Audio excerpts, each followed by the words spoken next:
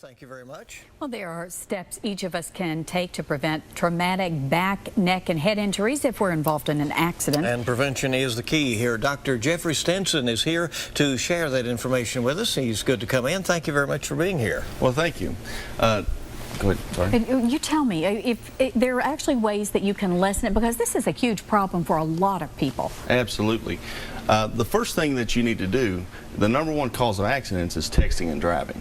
So anybody should avoid texting and driving. You should avoid putting makeup on. You should avoid shaving when you're going to work in the morning. Distractions, yeah. Absolutely.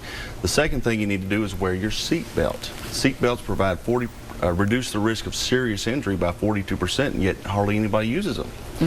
The second thing you need to do is worry about wearing your seat belt. You also need to use an airbag.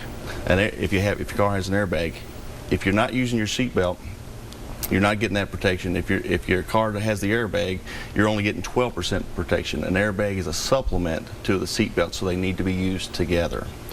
If you have children in your car, they need to be in some type of child restraint system.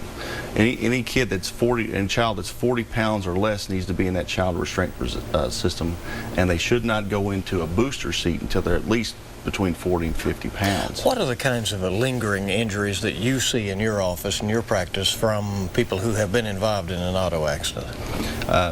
They can range from mild neck pain, headaches, pain radiating down the arms, disc problems, facet problems in the neck where the bones in the neck are misaligned, and they can be anywhere from chronic to very mild.